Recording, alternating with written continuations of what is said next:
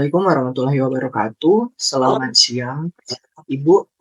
Berikut merupakan hasil pembahasan dan diskusi dari kami, dan saat ini kami akan mempresentasikan hasil dari analisis kami. Kami sendiri di sini merupakan anggota dari kelompok satu, yang mana di sini ada saya sendiri selaku koordinator kelompok, Venus Mumi, kemudian ada rekan kelompok saya, ada Atalia Purba, dan Ana Mukni.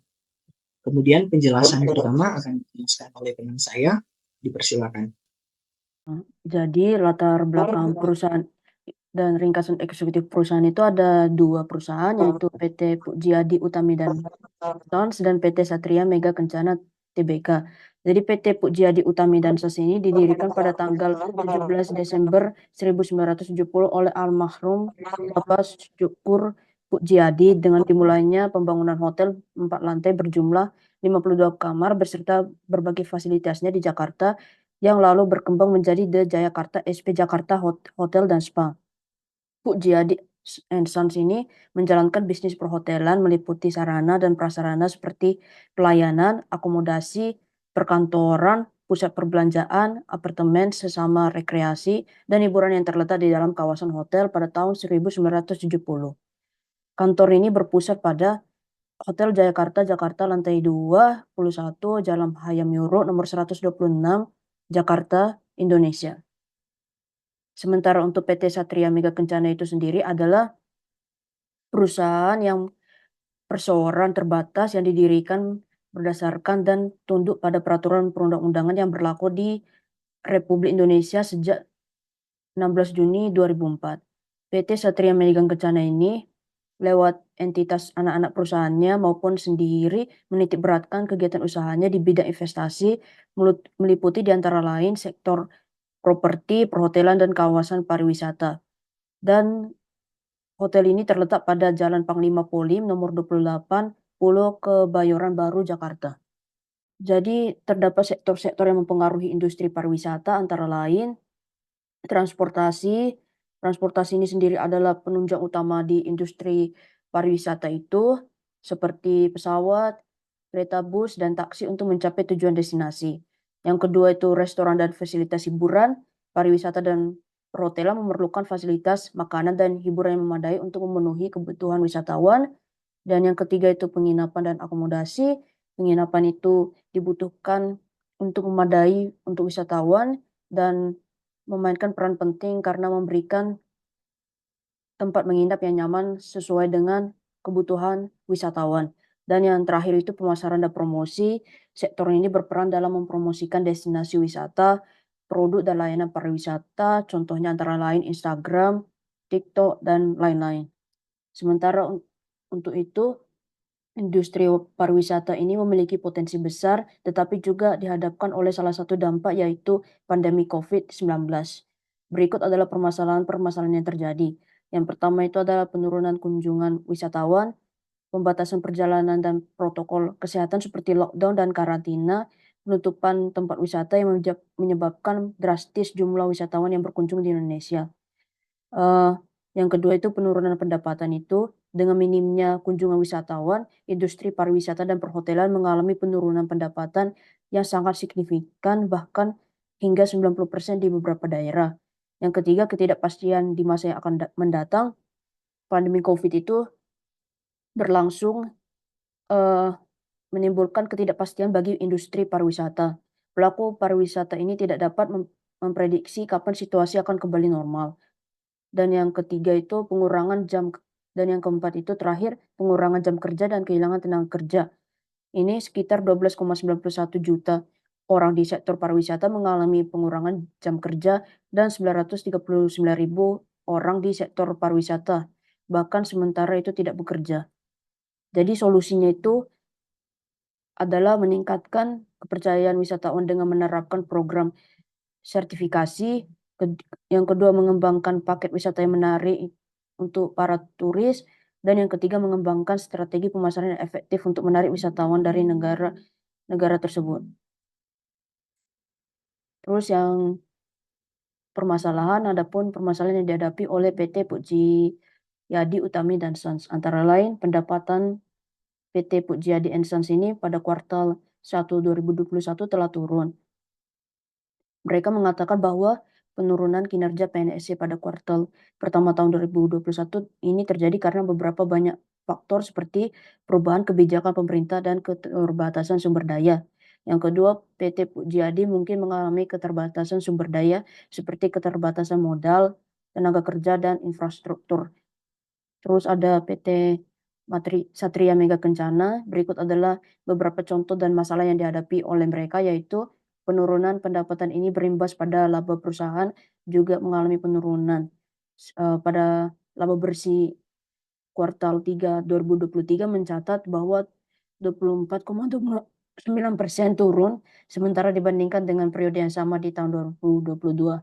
Terus yang kedua, pada Juli 2023 terjadi pergantian kepemimpinan di perusahaan. Dan yang ketiga itu perusahaan memiliki utang jangka yang panjang. Hal ini dapat membebani keuangan perusahaan dan membatasi kemampuannya untuk berinvestasi dan mengembangkan bisnis. Selanjutnya, pendapat para ahli mengenai pariwisata. Pitana dan Gyatri menuturkan pariwisata adalah kegiatan perpindahan orang untuk sementara waktu ke destinasi di luar tempat tinggal dan tempat bekerjanya dan melaksanakan kegiatan selama di destinasi dan juga penyiapan fasilitas untuk memenuhi kebutuhan mereka. Lalu menurut Hendrita, berdasarkan Undang-Undang Nomor 10 Tahun 2009, Pasal 1 pariwisata adalah berbagai macam kegiatan wisata dan didukung berbagai fasilitas serta layanan dan disediakan oleh masyarakat, pengusaha, pemerintah, dan pemerintah daerah. Lalu Haryanto mendefinisikan bahwa pariwisata merupakan konsep yang sangat multidimensional layaknya pengertian wisatawan. Lalu pendapat para ahli mengenai analisis SWOT. Albert S. Humphrey sebagai pencetus metode SWOT, Humphrey menganggap sebagai alat fundamental untuk memahami posisi kompetitif organisasi dan merancang strategi yang efektif. Lalu Michael Porter, meskipun SWOT sering digunakan bersamaan dengan model 5 kekuatan Porter, Porter berpendapat bahwa SWOT bisa terlalu umum dan tidak selalu memberikan wawasan mendalam tentang struktur industri. Tujuan analisis SWOT adalah membantu Anda merencanakan strategi bisnis berdasarkan faktor yang ada sehingga dapat meningkatkan kinerja perusahaan. Analisis ini membantu para stakeholder menetapkan sarana-sarana saat ini dan ke depan terhadap kualitas internal maupun eksternal. Analisis Pestel. Francis J. Aguilar menekankan pentingnya pertimbangan faktor eksternal yang lebih luas dalam perencanaan strategi. Menurut Pestel, membantu organisasi memahami dinamika lingkungan bisnis makro yang dapat mempengaruhi opsinya. Lalu Gary Johnson dan Kevin Schools dalam buku mereka, Johnson dan School merekomendasikan penggunaan Pestel untuk mendefinisikan dan menganalisis faktor-faktor lingkungan yang dapat mempengaruhi strategi organisasi. Metode kualitatif. Metode penelitian kualitatif adalah sebuah cara atau metode penelitian yang lebih menekankan analisa atau deskriptif. Dalam sebuah proses penelitian kualitatif, hal-hal yang bersifat perspektif subjektif lebih ditonjolkan dan landasan teori dimanfaatkan oleh peneliti sebagai pemandu agar proses penelitian sesuai dengan fakta yang ditemui di lapangan ketika melakukan penelitian. Lalu ada analisis result mengenai masalah-masalah PT Satria Mega Kencana Tbk pada tahun 2023. Yang pertama masalah internal yaitu rugi operasi yang berkelanjutan. Meskipun ada peningkatan pendapatan usaha sebesar 16,44%, PT Satria Mega Kencana tetap mengalami rugi besar operasi sebesar 6,20 6,26 miliar rupiah pada tahun 2023. Hal ini menunjukkan bahwa biaya operasional masih terlalu tinggi dibandingkan dengan pendapatan yang dihasilkan. Lalu yang kedua, beban administrasi dan umum yang tinggi. Beban administrasi dan umum tetap tinggi pada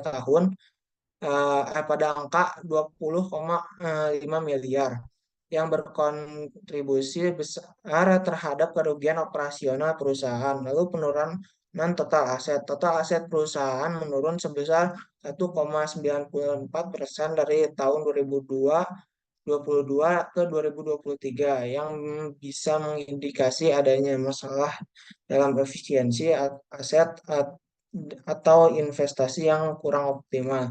Lalu masalah eksternal, pertama persaingan industri. Industri perhotelan dan pariwisata sangat kompetitif terutama pasca pandemi COVID-19, di mana banyak perusahaan berlomba-lomba menarik kembali pelanggan.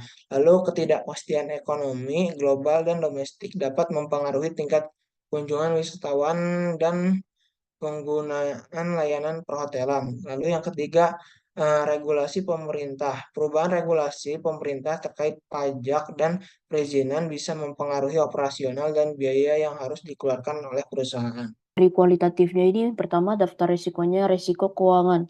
Resiko keuangan ini jumlah asetnya sebesar 42 miliar 166.857.916, lebih rendah dibandingkan dengan liabilitas jangka pendek. Sementara nilai persediaannya itu cukup signifikan, terdapat risiko penurunan nilai persediaan keuangan atau kerugian. Terus yang kedua itu risiko kredit. Perusahaan memiliki piutang usaha yang cukup besar, yaitu 12 miliar 017,061,381. Terdapat risiko kredit atau risiko tidak terbayarnya piutang usaha tersebut oleh pelanggan. Yang ketiga, risiko pasar. Risiko yang terutama disebabkan karena perubahan harga pasar. Yang keempat itu risiko operasional. Adanya risiko gangguan sistem informasi yang dapat mengganggu operasional perusahaan. Risiko kerugian ini terjadi akibat bencana banjir seperti bencana alam, yaitu banjir, gempa bumi, atau kebakaran. Yang kelima itu risiko kelangsungan usaha. Kondisi ini menyebabkan perlunya rencana manajemen tersebut mengindikasikannya adanya risiko kelangsungan usaha yang dihadapi perusahaan akibat kondisi keuangan dan operasional yang kurang menguntungkan. Yang keenam itu perusahaan risiko hukum dan regulasi. Perusahaan beroperasi di berbagai industri. Hal ini menunjukkan bahwa perusahaan memiliki eksposur terhadap usaha yang dimilikinya. Yang kedua itu matriks risiko. Inilah hasil matriks risiko, antara lain daftar risiko itu keuangan. Yang pertama itu risiko keuangan, kemungkinan tinggi, dampak tinggi, tingkat risiko tinggi. Kredit, kemungkinan tinggi, dampak tinggi, tingkat risiko tinggi. Risiko pasar, kemungkinan tinggi, dampak sedang, tingkat risiko tinggi. Terus risiko operasional, kemungkinan sedang, dampak sedang, tingkat risiko tinggi. Risiko kelangsungan usaha, kemungkinan rendah, dampaknya tinggi, dan tingkat risikonya rendah.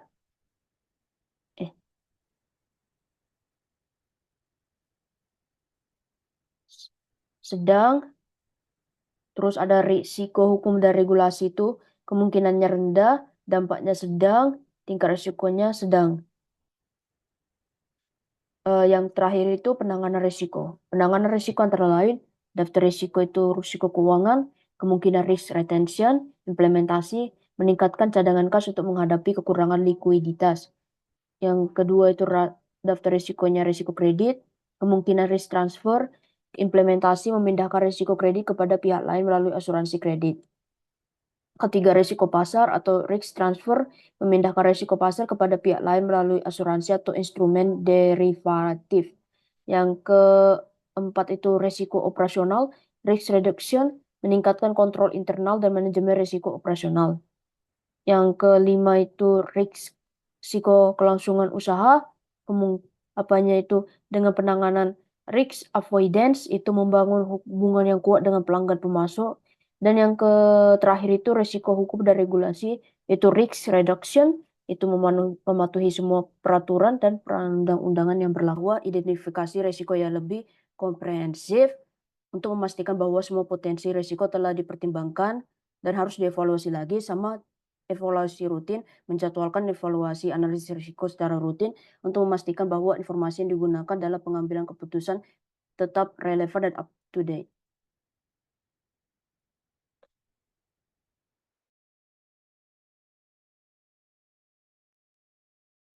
Kemudian pada bagian kuantitatif sendiri merupakan salah satu hal yang dianalisis berdasarkan PDF yang sudah diberikan, di mana financial statement pada laporan sendiri menunjukkan hasil yang sangat-sangat signifikan, di mana pada periode tahun kerja ada salah satu tahun yang mengalami peningkatan pesat, namun terjadi juga lonjakan di saat yang bersamaan, namun juga pada tahun berikutnya terdapat penurunan yang signifikan. Dalam hal tersebut, ditinjau dari hasil dari analisis kuantitatif pada rasio likuiditas, profitabilitas, solvabilitas, rasio likuiditas, profitabilitas, kemudian pada solvabilitas terdapat pada beberapa tahun seperti di tahun 2023 di mana perusahaan mengalami kerugian. Kemudian selanjutnya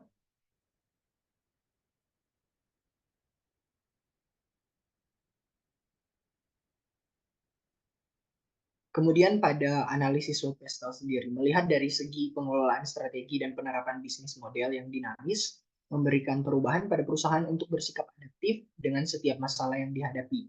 Faktor-faktor tersebut yang merupakan risiko dari segala hal baik yang telah terprediksi, dari segala hal baik dan buruk yang telah terprediksi sebelumnya ataupun tidak dikarenakan beberapa faktor dan variabel yang timbul. Kemudian berikut merupakan analisis financial statement dari PT Satria Mega Kencana sendiri, di mana juga berdasarkan aset lancar yang ada pada PT Satria Mega Kencana sendiri dari tahun 2019 sampai pada tahun 2023, di mana tidak banyak perubahan dan berada pada posisi stabil dari segi aset lancar sendiri. Dari hal ini juga dapat terlihat bahwa konsistensi perusahaan masih dapat bertahan untuk tahun-tahun ke depannya. Kemudian slide selanjutnya.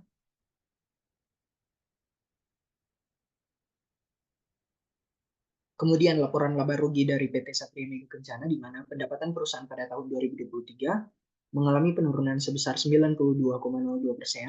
Kemudian penurunan pendapatan ini kemungkinan disebabkan oleh beberapa faktor seperti pandemi COVID-19, ekonomi makro yang tidak kondusif, dan perubahan strategi bisnis perusahaan. Laporan laba bersih pada tahun 2023 mengalami kerugian sebesar 279 juta. Kemudian kerugian ini disebabkan oleh penurunan pendapatan yang signifikan. Margin laba kotor pada tahun 2023 mengalami penurunan di mana menjadi 6,14% dibandingkan 62,09% di tahun 2022. Kemudian perusahaan pada tahun 2023 juga mengalami kerugian sebesar 93,23%. Hal ini menunjukkan bahwa perusahaan tidak mampu menghasilkan laba dari operasi bisnisnya pada tahun tersebut. Kemudian pada slide selanjutnya,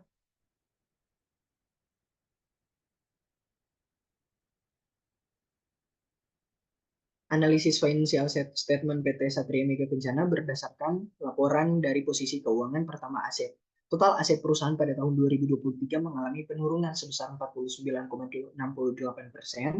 Kemudian penurunan aset ini kemungkinan disebabkan oleh beberapa faktor, di mana penurunan nilai aset tetap, penurunan piutang usaha, dan penurunan persediaan. Kemudian pada liabilitas sendiri, di mana total liabilitas pada perusahaan tahun 2023 mengalami penurunan sebesar 36,75% dibanding tahun sebelumnya. Penurunan liabilitas ini kemungkinan disebabkan oleh beberapa faktor seperti penurunan utang jangka pendek dan penurunan utang jangka panjang. Kemudian ekuitas perusahaan pada tahun 2023 mengalami penurunan sebesar 59,53% dibandingkan tahun sebelumnya. Penurunan ekuitas ini disebabkan oleh penurunan laba di tahun dan penurunan modal ditempatkan pada tahun 2023. Kemudian laporan arus kas pada tahun 2023 mengalami defisit di mana defisit sebesar 223,41 juta. Arus kas investasi perusahaan pada 2023 juga mengalami defisit sebesar 2,70 miliar. Kemudian arus kas pendanaan perusahaan pada tahun 2023 mengalami surplus sebesar 2,7 miliar. Kemudian slide selanjutnya.